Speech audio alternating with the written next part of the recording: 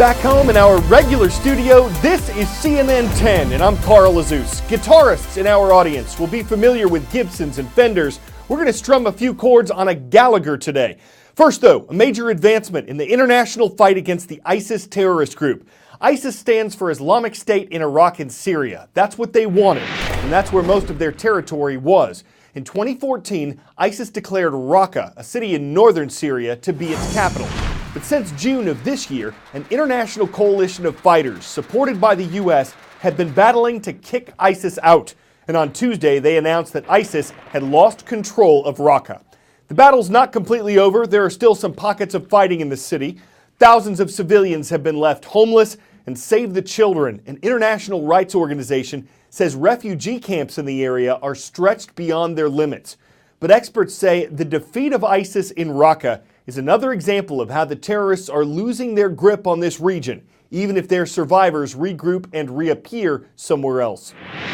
They once dubbed it Execution Square, but this is now where ISIS met its end. Once home to public beheadings, now circled slowly by US-supplied Humvees, the Kurdish forces who made swift progress kicking ISIS out of Raqqa, their former self-declared capital. The fight has been total, ghastly, destructive beyond imagination, as these exclusive drone pictures filmed Monday show. This is where ISIS used to plot attacks on the West, but now made their very final last stand, some of its last foreign fighters likely dying in its bombed-out skeleton. ISIS, late Monday, lost the National Hospital, where a few dozen surrendered. The civilian human shields they held there also rescued. The US-backed fighters declared major operations over here late Tuesday, the last time that ISIS's name was writ large over a major city. Nick Payton-Walsh, CNN.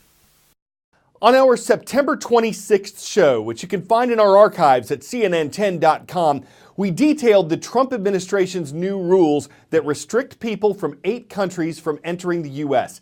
Yesterday, a federal judge in Hawaii blocked the new travel ban a day before it was scheduled to take effect. The judge wrote that the executive order, quote, discriminates based on nationality. The White House said the ban was based on, quote, grave national security concerns. The Justice Department plans to appeal the ruling. A CNN legal analyst says it's almost certain that this case will be reviewed soon by the U.S. Supreme Court. A major political event is getting started Wednesday in China. It's called the National Congress of the Chinese Communist Party. That's the ruling party in the world's most populated country. This event is held every 5 years. It'll involve more than 2,200 hand-picked members of the Communist Party, and with their leader, Xi Jinping, expected to serve a second term as China's president. Many analysts are predicting that he'll utilize this Congress to increase his power and influence in the country. An emerging global statesman or a ruthless authoritarian, protector of the everyman or the enemy of human rights. Xi Jinping, China's president, inspires many an opinion as he sets up to begin his second 5-year term. The 64-year-old spent decades rising through party ranks, a so-called princeling son of a politician who fought alongside Mao Zedong during China's communist revolution. During his rise to power, he honed what many experts call a fierce dedication to the orthodox ideology of the Communist Party. Often called one of China's last true believers, he has sought to cement the party's grip on control since taking office in 2012. He's done that in a number of ways. A popular anti-corruption campaign targeted graft among government officials, a move also widely seen as a way for Xi to purge political enemies. He's also cracked down on dissent, targeting anyone publicly critical of the government. Regime critics have been imprisoned. Some allege they've been tortured, though the government denies that. Meanwhile, online censorship and state control of all domestic media have strengthened.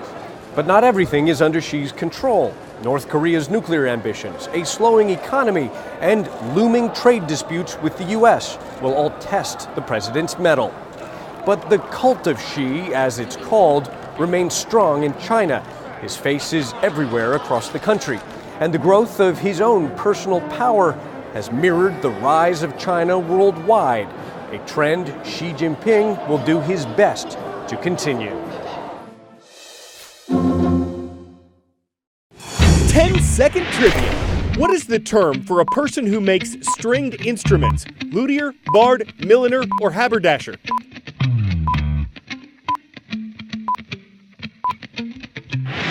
Makers of instruments like banjos, cellos, guitars, and violins are known as luthiers.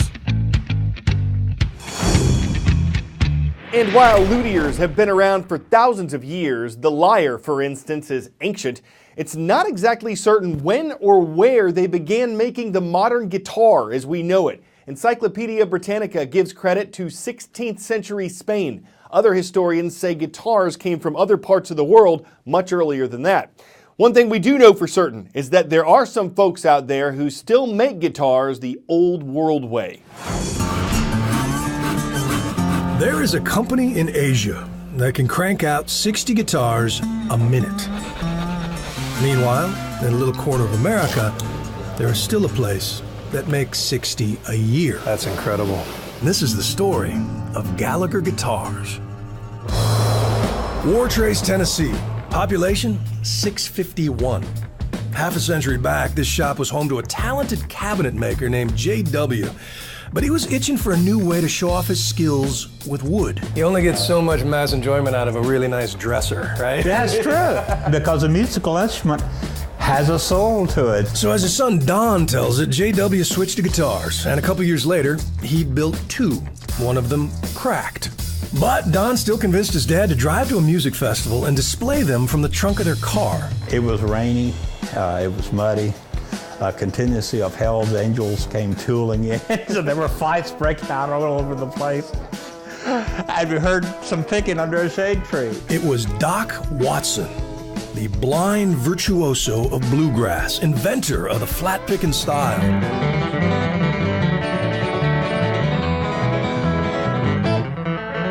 J.W. screwed up his courage, walked over to the master, and offered up his rookie creation. He really liked the sound of the guitar, and Dad says, well, you know, I'm sorry, it's got a crack in it, we can't really sell it. And Doc's response was, well, shucks, son, it's the sound I'm interested in. I can't see the crack anyhow. That guitar became Old Hoss, toured the world, and put Gallagher on the map. But despite the buzz, they've only made a few thousand since. Same spot, same method. The sweat of your brow is literally in every neck. Absolutely, yeah. Sometimes blood if you slip up. And yet their basic model sells for around $3,000, cheaper than some comparable factory guitars. Their marketing plan? Word of mouth. Their bookkeeping software? An actual book. They have survived knockoff counterfeiters and takeover bids and exotic wood shortages. And when the EPA forced the industry to use a safer but inferior lacquer, Don nearly went out of business because he honored his warranty by refinishing a year's worth of guitars himself. Being principled is really lousy for business. It really is, but it's rough. To have integrity, I don't know about that.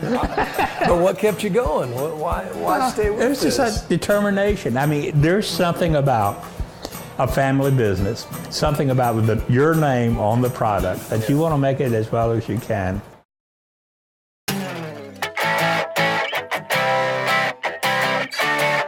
Burritos don't grow on trees, but they could soon be falling from the sky. That's the plan anyway, in part of Australia, where a company that's affiliated with Google is testing out a drone delivery service. It would use unmanned aerial vehicles to bring food from a taqueria chain and items from a drugstore company to people who live in a rural community near the Australian capital. If all goes well, the goods would land gently in people's yards. If it doesn't, at least some dogs will eat well. Some burrito aficionados will undoubtedly be burrito bowled over by the idea. Local papers may run an extra so folks can burrito all about it. But in bad weather, the food could wind up all burrito over the place, and that could wreck the whole enchilada, y'all. I'm Carl Azuz for CNN.